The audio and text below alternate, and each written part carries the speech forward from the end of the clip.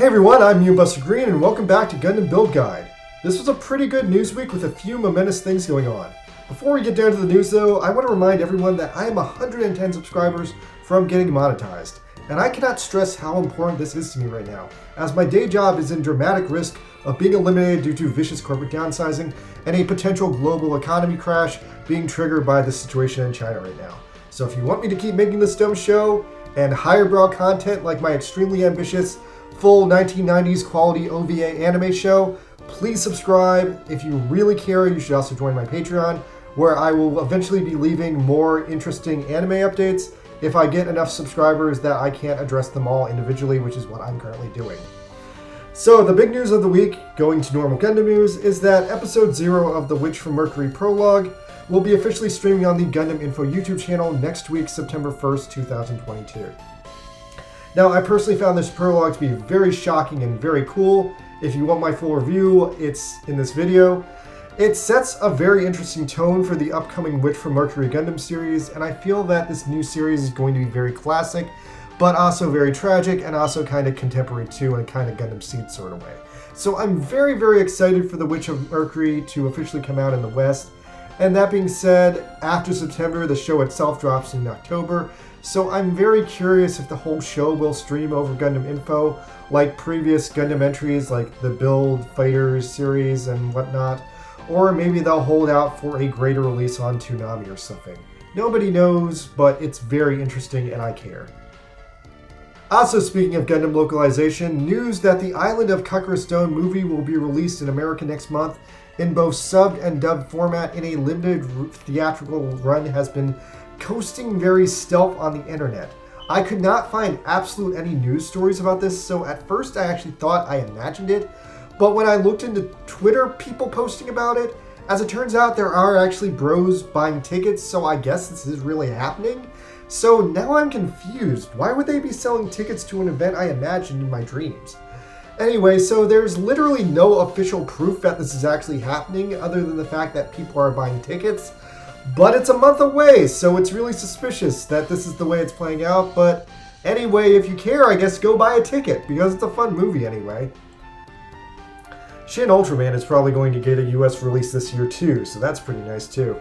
Oh, and speaking of the Island of Stone movie, they also announced this week that in Japan, the next HGUC model kit will be the Slegger's GM Custom from that movie. It looks nice as hell. Looks like it's got a glass monovisor and everything, or maybe that's just a very convincing sticker. Either way, it's a solid GM design, and you should get it if you collect Gunpla. Okay, moving away from localizations, in another tragic death, Amuro Ray's father, Tem Ray, died falling down a flight of stairs drunk. However, his voice actor lived a full and enriching life, and this week died at the age of 87. His name was Motomu Kiyokawa, and he was also the voice actor of Domon Kashu's father, and was most famous for playing Professor Fuyutsuki in Evangelion. Special thanks to my only Patreon subscriber, SpiderGirl55. Alright, so let's go to Gundam Breaker Mobile, where a good amount of things happened this week. Alright, it wasn't a crazy week, but enough happened that I have a lot to discuss this week. Alright, so we have a new event for the Crossbone X2 charity version. Pretty good suit. I will review it next week because I didn't unlock it this week. The most interesting thing going on this week is following up from the life-size Fukuoka New Gundam. This week we have the life-size Fukuoka Sazabi, which is a very complicated suit that I have to explain because literally no one knows where this thing came from and no one knows what to make of it. First of all, I need to preface this that there are no plans to make a life-size Fukuoka Sazabi. However, in the promotional videos for the Fukuoka New Gundam, there have been commercials where it fights this Sazabi. Now, it's mostly just the real grade Sazabi design, but it does have some weird new custom backpack with a long-range fin funnel double rifle to match the Fukuoka New Gundam's giant fin funnel rifle thing. And most surprisingly of all, I did 2 pulls on this banner and I got freaking like 6 parts, which was crazy. So possibly the rates are up this week, or maybe I just got really stupid dumb luck. But this is the first event in several months where I've actually got all 3 parts I needed to cover the full point spread for the mission, and I'm very pleased with that. Now, going into this week's mission, since I had a bunch of Sazabi parts, I kit bashed them with some Gundam Vito parts, and my main unit this week was the Sazabi Vidar.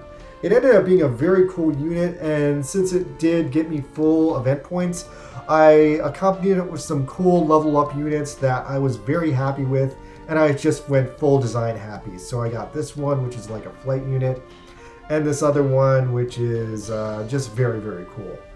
Anyway, so the weekly missions this week were typical pushovers, and I had a very, very slick battle circuit run this week.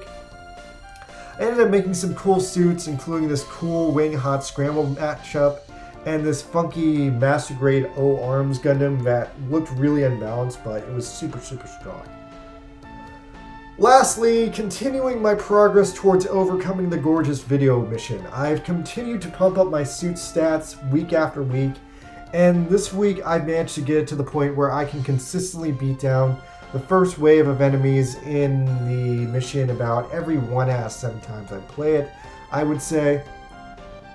So I did a run on stream where I actually managed to just annihilate everything, and I got down to the second round of bosses with my Barba White intact.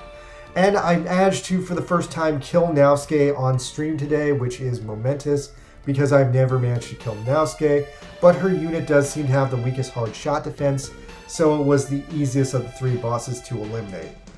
Unfortunately, I still lack a dedicated solution for killing off Gamero and the Queb Goldfish, so those 2 units are still haunting me and dogging me and laughing at me like the Duck Hunt dog. But god damn it, I'm otherwise so fucking close to finishing this mission that I can fucking smell it.